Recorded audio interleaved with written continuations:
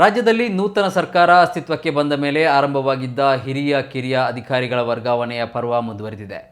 ಇದೀಗ ಮತ್ತೆ 35 IPS ಅಧಿಕಾರಿಗಳನ್ನು ವರ್ಗಾವಣೆಗೊಳಿಸಿ ಆದೇಶ ಹೊರಡಿಸಿದೆ.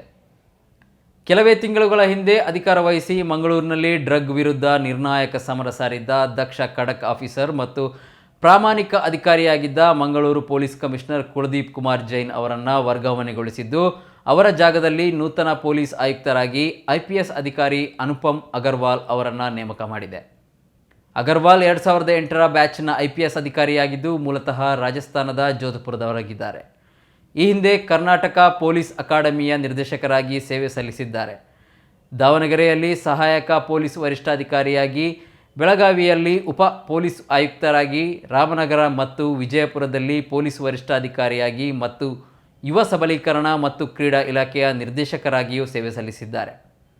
ಇನ್ನು ಮತ್ತೊಂದೆಡೆ ಉಡುಪಿಯ ದಕ್ಷ ಪೊಲೀಸ್ ವರಿಷ್ಠಾಧಿಕಾರಿ ಅಕ್ಷಯ್ ಹಾಕೆ ಮಚ್ಚಿಂದ್ರ ಅವರನ್ನು ಕೂಡ ಸರ್ಕಾರ ವರ್ಗಾವಣೆ ಮಾಡಿದೆ. ಇವರ ಜಾಗಕ್ಕೆ ಕಲಬುರಗಿ ಪೊಲೀಸ್ ತರಬೇತಿ ಸಂಸ್ಥೆಯ ಪ್ರಾಂಶುಪಾಲ ಡಾಕ್ಟರ್ ಅರುಣ್ ಕೆ ಅವರನ್ನು ನೂತನ ಪೊಲೀಸ್ ವರಿಷ್ಠಾಧಿಕಾರಿಯಾಗಿ ವರ್ಗಾವಣೆ ಮಾಡಿದೆ.